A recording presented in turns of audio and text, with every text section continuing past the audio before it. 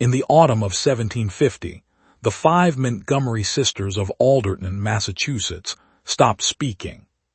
Not gradually, not one at a time, in the specific progression of individual decisions arriving at different moments. Together, all 5, on a morning in October that the town's Congregational Church record identifies as the Sunday of the month, the register noting the absence of the 5 Montgomery sisters from the morning service. An absence that was notable because the sisters had been regular attendees, and that would prove, in the following weeks and months and years, to be the beginning of the pattern rather than an exception to it. The sisters were Margaret, the eldest, 51 years old in October of 1750, Grace, 48, Temperance, 44, Abigail, 40, and the youngest, Patience, 36. They were the surviving children of Samuel Montgomery, a Alderton farmer who had died in 1739, and of his wife Dorothy, who had died in 1745. They had not married. In 1750, when the silence began, they were 5 unmarried women between 36 and 51 who had been living together in their parents' farmhouse at the edge of Alderton since their parents' deaths and who had, in the ordinary account of their community, been a respectable if slightly solitary household, working the farm with hired labor, attending the church, participating in the necessary community interactions of a small colonial town, without being particularly noted for either excess or eccentricity. After October of 1750, the account changed. The Alderton Church records note the Montgomery sisters' absence from services beginning in October of 1750 and continuing without interruption for the remainder of the record's span, which was through 1797, when the church's record-keeping structure changed and the individual family notations became less detailed. The minister of the Alderton congregation, a man named Reverend Carver, who was the minister from 1747 to 1778, documented his visits to the Montgomery farm in his private journal, which survives in the collection of the Alderton Historical Society. He documented his visits 9 times between November of 1750 and the winter of 1753, and he documented them in detail because the visits were, in his account, unlike any pastoral visit he had made in 30 years of ministry. He wrote, after the first visit in November 1750, "I went to the farm of the Montgomery sisters on the 23rd of this month to inquire into their continued absence from worship and to offer counsel, as is my duty. I found the house in good order and the sisters present, all 5 in the kitchen. They received me with courtesy and with evident acknowledgment of my purpose. They did not speak. I asked each in turn whether she was in good health, and each in turn nodded. I asked whether they had removed from the congregation, and each shook her head. I asked whether there was any matter they wished to bring to my attention, and Margaret, the eldest, rose from her chair and went to the shelf beside the fireplace and brought back a piece of paper and placed it on the table before me. The paper contained a written account, in Margaret's hand, of the sisters' decision, which was this: they had taken a collective vow of silence which they intended to maintain for the remainder of their lives. The vow was not a religious vow in the sense of an order's rule. They were not claiming the specific authority of any tradition. It was a private and collective decision. The paper said, "We have decided to speak no more, and we intend to honor this decision, and we ask that you receive this account as our explanation and that you respect it." He wrote, "I did not know what to say to this." He wrote, which was, in retrospect, the appropriate response, though I did not intend it as such. He visited 8 more times in the following 3 years, and in each visit the sisters received him, and in each visit they communicated with him by writing on paper when they wished to communicate something specific. And in each visit he found the house and the farm in good order, and the sisters in good health, and the specific quality of the household's interior changed, incrementally, each visit from the one before.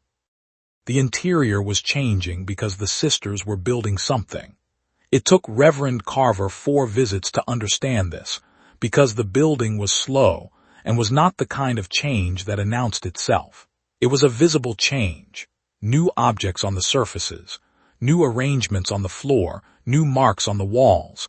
But the change was incremental, and the new was always in the register of the old. The objects and arrangements in the visual language of the existing household, so that each visit showed a house that was recognizably the same house, and also more than it had been.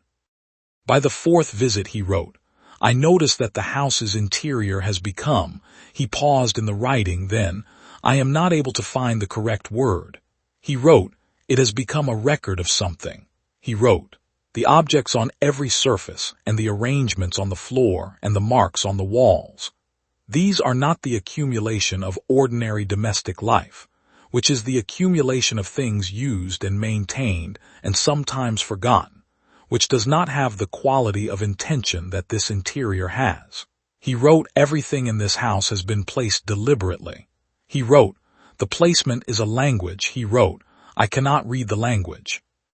He visited 5 more times through 1753, and then he stopped visiting, not because anything had changed in the sisters' situation, but because each visit produced the same specific experience. The house more elaborated than before, the language of the arrangement denser and more complex, and his own understanding of the language making no progress at all. And he was a practical man who understood the specific futility of making the same visit 9 times with no development in the outcome. He wrote after his last visit, I have concluded that the Montgomery sisters are engaged in something I am not equipped to understand. He wrote, they are not in distress. He wrote, they are in a state of sustained and shared purpose that is unlike anything I have encountered in 30 years of ministry, and I have encountered a great deal. He wrote, I am going to leave them to their purpose. He wrote, this is either the correct pastoral response or a failure of pastoral duty. He wrote, I am uncertain which. The town of Alderton lived alongside the Montgomery sisters for 53 years. This is the most ordinary description of the relationship available, and the ordinaries of it is important. 53 years is a long time, and the specific ways that a community lives alongside something it does not understand over 53 years is not the dramatic encounter of folk horror, but the specific accommodation of daily life, the way you adjust your path to avoid the strange, without requiring the strange to be resolved. The accommodation had a shape. The shape was that the Montgomery farm became a specific place in the town's mental geography, a place with specific functions and specific protocols that the town had worked out over the years, in the way that small communities work out the protocols of the things they live alongside, without naming the working out as a process. The functions were these. First, the sisters were known to be skilled in the specific knowledge of plants, the medicinal and the protective and the practical. Alderton residents who needed a specific remedy brought their need to the farm and left it at the gate in a written note, and in a day or two found at the gate the prepared remedy with a written explanation of its use. The sisters did not accept payment. They received, in the years when the farm's production was reduced by weather or ill luck, gifts of food and fuel left at the gate by the people who had received the remedies, which was the specific economy of reciprocity that the community had developed without anyone deciding to develop it. Second, the sisters were known to be consultable on matters of record. Not legal record, the town had its selectmen and its church and its various official instruments for that, but the specific record of the town's internal history, who had owned what land and when, who had been related to whom, what had happened in specific years that the living could not recall, and that the official record had not captured. The sisters had been in Alderton their entire lives, and they had the specific accumulated knowledge of 5 women who had been paying attention to everything around them for a combined total of well over 200 years. And they shared this knowledge, in writing, to the people who asked the right questions. Third, and this was the function that the town discussed the least, and that the children of the town were specifically told not to ask about, and that was nevertheless known, in the way that specific unspoken things are known in small communities. The sisters' farm was a place where objects could be left, and where objects would be returned, changed, in ways that the leaving person found useful. Families who came with objects they did not know how to manage. A letter that needed to be written, but whose writing the family did not know how to begin. A situation that was stuck, and that unsticking required something the family did not have the words for. These families left the object or the description of the situation at the gate and found, in a few days, the object returned or the description answered in the specific way of people who have been thinking about problems in silence for 53 years and who had developed, in that silence, a relationship to the problems of living that was different from the relationship available through speech. The town did not call this anything. It did not name the function with the vocabulary available for it in 1750 and 1760 and 1770 and 1780. The vocabulary of the witch and the cunning woman and the wise woman, and the specific tradition of folk practice in which these functions were recognized. It did not call it anything because calling it something would have required a response, and the response would have required a resolution, and the resolution would have ended the accommodation that the town had found workable, and that was serving the town in the specific practical ways that the sisters accumulated knowledge and their specific way of approaching problems were serving it. The town did not call it anything, and the sisters did not say what it was. What the sisters built in the farmhouse over 53 years is known from 3 sources.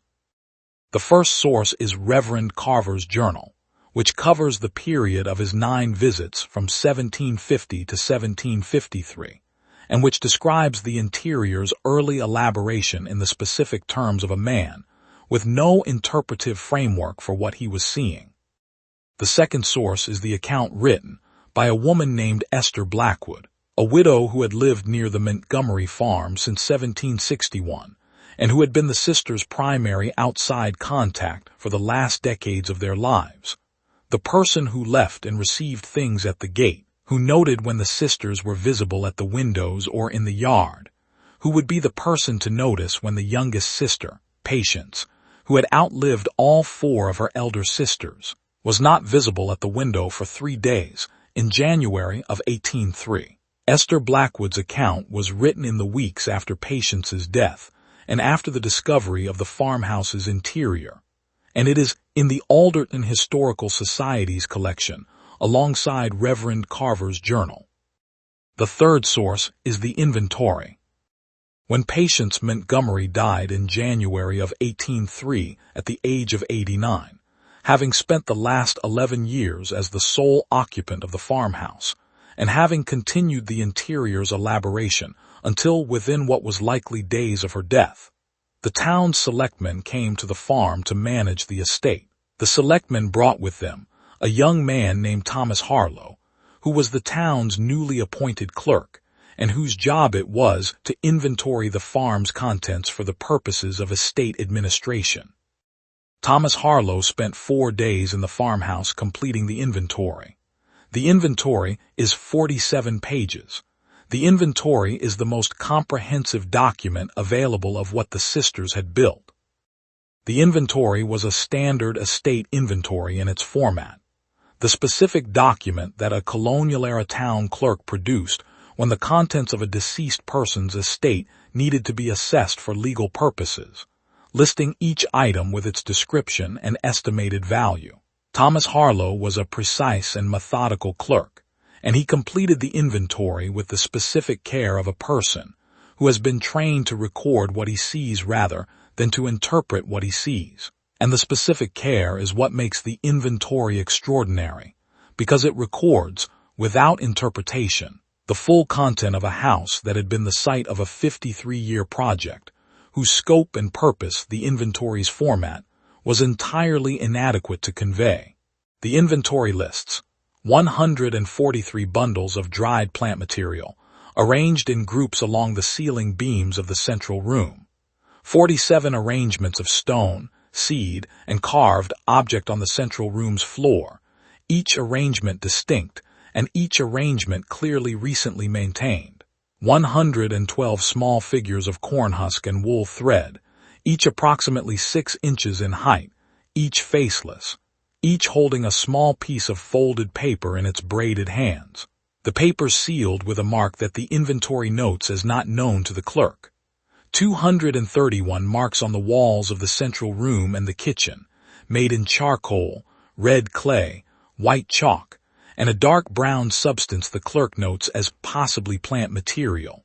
8 collections of sealed letters, each collection bound with specific plant material.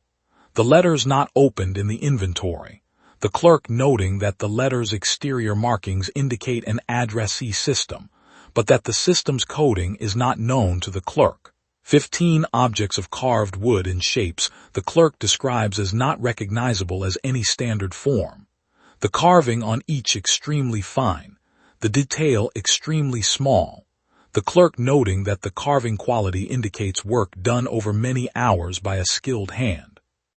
And in the document's 47th and final page, after the conclusion of the standard inventory, a single additional paragraph in Thomas Harlow's hand that is not in the format of the inventory, and that has the specific quality of a man who has been a precise and methodical clerk for 4 days, and who, at the end of 4 days, has found that the precision and the method are insufficient, and who is going to say so.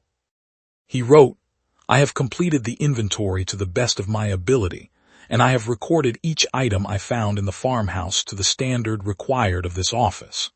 I must note, however, that the inventory as I have completed it does not adequately represent what is in this farmhouse, because the items I have listed individually are not individual items in the sense that the inventory format requires. They are parts of a whole. The whole is what is in this farmhouse, and the whole is not listed in the inventory because the inventory format does not have a category for it. The whole is something the 5 Montgomery sisters built over 53 years in this house without speaking about it, and I do not know what the whole is, and I do not have a word for it, but I want the record to contain the observation that there is a whole, and that the inventory does not contain it." He wrote, "There are figures in this house, the cornhusk figures I have listed, 112 of them, and each figure holds a sealed paper, and the sealed papers have a mark on them, and the mark is in a system, and the system is the same system as the marks on the walls, and I believe the papers in the figures say something, and I believe the marks on the walls say the same things, and I believe the bundles on the ceiling and the arrangements on the floor are also part of the same saying, and I cannot read any of it." He wrote, "I do not know who is supposed to read it." He wrote, "I have left the inventory in the standard format because the standard format is what is required of this office." He wrote, "I have added this paragraph because the record should contain what the record can contain." He wrote, "I hope whoever eventually reads this understands what I mean when I say that this house is a letter." He wrote, "I do not know to whom." He wrote, "I do not know what it says." Esther Blackwood's account, written in the weeks after the discovery, covers the 42 years she had known the sisters and is the most personally detailed account of the Montgomery sisters that exists. She wrote about the specific quality of the relationship she had developed with the sisters over 4 decades of the gate exchanges. She wrote about what it had been like to leave a need or a problem or a question at the gate and to find, a few days later, the response. The specific quality of a response that came from silence, that had been considered in silence, that arrived without the additions and subtractions that speech adds and subtracts from the considered, thought in the passage from the thinking to the saying. She wrote, "I have been thinking since Patience died about what silence is." She wrote, "I always understood their silence as the absence of speech. I have been reconsidering this." She wrote, "What I observed in the 42 years of the gate exchanges is not the absence of speech, but the replacement of speech with something else. And the something else is not a lesser version of speech, but a different version of communication that has qualities that speech does not have." She wrote, "Speech is immediate." She wrote, What you say is said in the moment of the saying, and it carries the moment's conditions, the moment's uncertainty, the moment's emotion, the moment's incomplete understanding of what you are trying to say. She wrote, the sisters' communications were never immediate in this sense.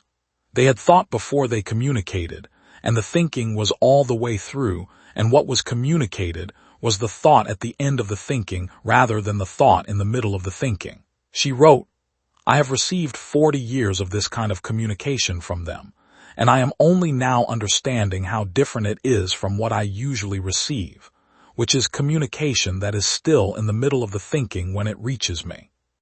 She wrote about the objects. She wrote, I have been in the farmhouse only a few times at Margaret's invitation in the early years, before the interior became what it eventually became. She wrote, in the early years, the 1750s, the elaboration was in its early stages, and I could not understand it, but I could see that it was purposeful. She wrote, I asked Margaret by note in 1754 what she was building. She wrote, Margaret's answer was in writing, and it said, a record. She wrote, I asked of what? She wrote, Margaret's answer was, of what we have understood. She wrote, I have thought about this answer for 49 years, which is how long it has been since 1754. She wrote, I believe I understand it now better than I did in 1754, which is not saying very much, because I understood very little of it in 1754. She wrote, what I understand now is that the 53 years of silence were not 53 years of not communicating. They were 53 years of developing a different language for the communication they had decided to conduct. She wrote, the language is in the house. She wrote, the language is what Thomas Harlow found when he made the inventory, and what he noted was beyond the inventory's scope to contain. She wrote, I was at the farm for 3 days after patients died, helping to prepare the house and the body. She wrote, on the first day I walked through the central room and I tried, for the first time in 42 years, to read what was there. She wrote, I have some knowledge from 42 years of the gate exchanges, of the sisters' thought and their understanding, and their particular way of approaching the problems they were approached with. She wrote, I looked at the room with this knowledge, and I tried to read the room. She wrote, I think I understood some of it. She wrote, a small amount. She wrote, enough to know that the room is a letter and that the letter is addressed to someone and that I am not the addressee. She wrote, I am not the person with enough understanding to receive what the room is saying. She wrote, I think the addressee is someone in the future, which is a strange thing to say about a letter made of cornhusk figures and stone arrangements and marks on the walls of a colonial farmhouse, but it is what I believe. She wrote, the sisters chose silence in 1750 and spent 53 years building, in silence, the account of what they understood, in a language that the people around them could not read, addressed to someone they would not live to meet. She wrote, I hope whoever receives the letter has the understanding to read it. She wrote, I hope the letter survives long enough to be received. The contents of the Montgomery farmhouse were dispersed in the estate proceedings of 1803. The farm and its fixtures were sold. The objects were listed in the inventory, and in some cases individually sold, and in most cases collectively disposed of in the way that the estate proceedings of the period disposed of things that were numerous and individually unremarkable, and that did not have an obvious buyer, which was to distribute them among the people who came to the estate sale, and who took what they found useful. The cornhusk figures went to various households of the Alderton area. Some were kept. Some were used as they were used, the wool thread unwound, the cornhusk composted, the small papers in the figures' hands opened and read and thrown away or kept, in the specific way of papers whose content was determined by each individual reader, and whose subsequent fate was therefore various.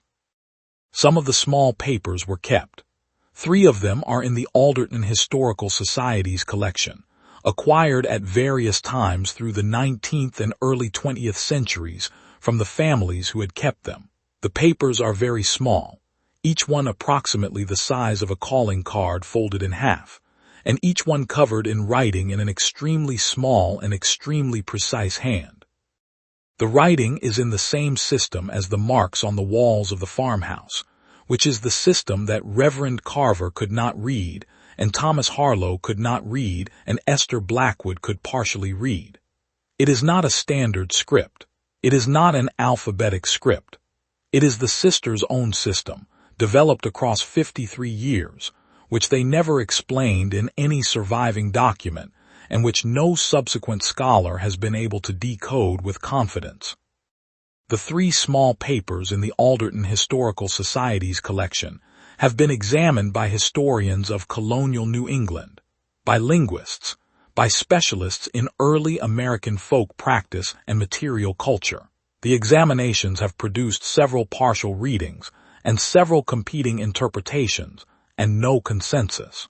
The most recent examination, completed in 2018, produced a digital record of the paper's marks in sufficient resolution for future computational analysis, and noted, in its conclusion, that the marks constitute a system, and that the system is internally consistent, and that the system's decoding requires a key that has not been found. The papers are waiting, the system is intact, the key has not been found. The farmhouse is gone. It was demolished in 1847 when the property was purchased by a family who built a different house on the site and who did not know, or did not know fully, what had been in the building they replaced. The inventory survives. Esther Blackwood's account survives. Reverend Carver's journal survives. The 3 small papers survive. The key does not survive, or has not been found, or is waiting in a form that no one has yet recognized as the key. What is known? 5 sisters decided together, in October of 1750, to stop speaking. They communicated the decision to the people around them, and they maintained the decision for the remainder of their lives. The last of them died in January of 1803, at the age of 89, having maintained the vow for 53 years, which was more than half her life. In those 53 years, they built something in their farmhouse. They built it with the care and the patience and the sustained purpose of people who had decided that this was the most important thing they were going to do, and who had 53 years in which to do it. The something was a system, and the system was a language, and the language was being used to say something, and the something being said was addressed to someone who has not yet been identified with confidence. Why they stopped speaking is not in any document that survives. Esther Blackwood asked Margaret in the early 1750s, not why they had chosen the silence but what the silence was for, and Margaret's answer, which Esther records in her account, was, "For the saying of what speech cannot say, and I know this is not the answer you want, and I know you do not understand it, and I cannot tell you more than this in writing because what I mean is in the house." What she meant was in the house. The house is gone. What remains is the inventory and the papers and the accounts, and the inventory lists the parts without the whole, and the accounts describe the whole without the parts, and the papers are the language that neither the inventory nor the accounts can read, and the language is waiting for whoever is supposed to receive it, which may be no one yet living. But then this is what letters written for the future always wait in, the specific patience of a thing that has been addressed to a reader who has not yet arrived. The sisters were patient people. They had 53 years of practice. The letter is still here. The reader may still be coming. There is one more thing. It is in Esther Blackwood's account, in the final pages, which are the pages she wrote closest to her own death. She died in 1806, 3 years after Patience, and which have the specific quality of someone writing with the full awareness of the limited time available. She wrote, "I have been thinking about the vow itself." She wrote, "We have always assumed in Alderton that the vow was a single event, that the sisters came to the decision in October of 1750, and that the decision was complete in that moment." She wrote, "I no longer think this." She wrote, "In 1797, which was the last year that I visited the farmhouse itself rather than leaving things at the gate, Patience showed me something.